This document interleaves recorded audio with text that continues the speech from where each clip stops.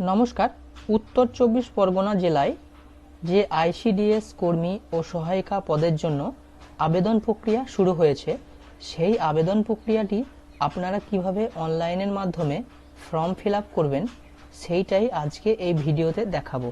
এইখানে আপনারা দেখতে পাচ্ছেন অনলাইন অ্যাপ্লিকেশান স্টার্ট হয়েছে ২-৩-২০২৪ তারিখে এবং এটা চলবে ২-৪-২০২৪ পর্যন্ত। এবং দুটো পদ এখানে রয়েছে, দুটো পদের, একজন মহিলা দুটো পদের জন্যই অ্যাপ্লিকেশন করতে পারে। অঙ্গনওয়াড়ি হেল্পারের জন্য আপনারা কিভাবে আবেদন করবেন সেটা দেখে নিন। অনলাইন অ্যাপ্লিকেশন এখানে লেখা আছে, দেখতে পাচ্ছেন। এখানে কিন্তু আপনাদের ক্লিক করতে হবে। এখানে আপনারা এখানে দেখতে পাচ্ছেন পোস্ট, এটা অঙ্গনওয়াড়ি হেল্পার, এটা অলরেডি সিলেক্ট করাই থাকবে। তারপরে নেম অফ দ্য প্রজেক্ট, আপনারা যে জায়গায় কাজটি করতে চান সেই জায়গাটিকে সিলেক্ট করবেন এবং নেম অফ দ্য ক্যান্ডিডেট, এখানে যার নামে আবেদন করবেন তার নামটি এখানে দিয়ে দেবেন এবং এখানে বাবার নাম অথবা হাজবেন্ড নেম এখানে দিতে পারেন। তারপরে এখানে দেখতে পাচ্ছেন ক্যাটাগরি, এখানে ক্যাটাগরি সিলেক্ট করবেন। যদি জেনারেল হয়ে হন তাহলে এখানে ইউআর করবেন এবং এসসি এসটি ওবিসি যেটা হবে সেটা সিলেক্ট করবেন।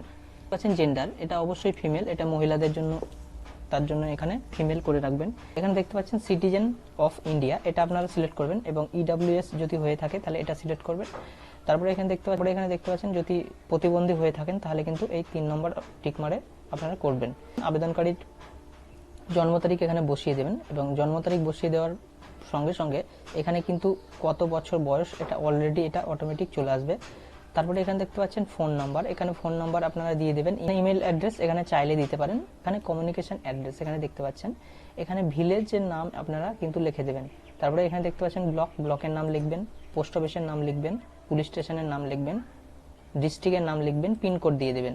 এখানে দেখতে পাচ্ছেন কমিউনিকেশন অ্যাড্রেস এবং পার্মানেন্ট অ্যাড্রেস যদি একই হয় তাহলে যে অ্যাড্রেসটি কমিউনিকেশনে দিয়েছেন সেই অ্যাড্রেসটি পার্মানেন্ট অ্যাড্রেসে দিয়ে দেবেন, অথবা যদি দুটো আলাদা আলাদা হয় তাহলে আলাদা আলাদা ফিল আপ করবেন।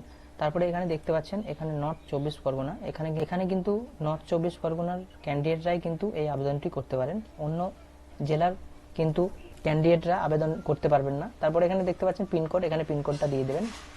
তারপর নেম অফ দ্য এক্সাম, দেখতে পাচ্ছেন হায়ার সেকেন্ডারি অথবা আইটিএস ক্যান্ডিডেটরা কোন বোর্ড থেকে পাস করেছে সেই বোর্ডটার নাম এখানে কিন্তু দিয়ে দিতে হবে এবং কোন স্ট্রিম অথবা কোন কোন সাবজেক্ট ছিল, আর্টস না সায়েন্স, সেটা এখানে দিতে হবে এবং এখানে কত মার্কস পেয়েছে সেই মার্কসটা এখানে কিন্তু দিয়ে দিতে হবে।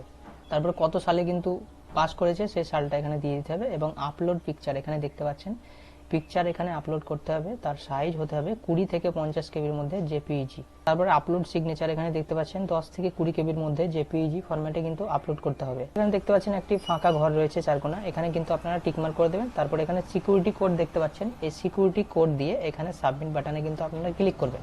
আপনারা অঙ্গনওয়াড়ি ওয়ার্কারের ফর্ম ফিল আপটা কীভাবে করবেন চলুন দেখে নেওয়া যাক। তার জন্য আবার পূর্ববর্তী ওয়েবসাইটে চলে আসবেন এবং এখানে দেখতে পারবেন online application form for post, এখানে দেখতে পাচ্ছেন, এটা কিন্তু আপনারা ক্লিক করবেন। এখানে এই ফর্মটা যেরকমভাবে ফিল আপ করা হলো সেম একই প্রসেস, এখানে কিছু চেঞ্জেসের কিছু নেই, এখানে কিন্তু সেম প্রসেসেই আপনারা ফিল আপ করবেন ফর্মটা।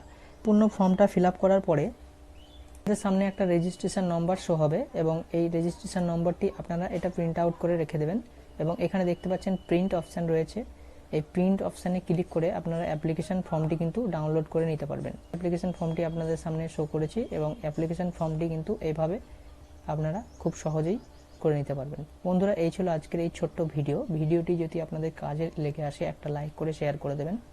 অসংখ্য ধন্যবাদ জানাই এই ভিডিওটি প্রথম থেকে শেষ পর্যন্ত দেখার জন্য।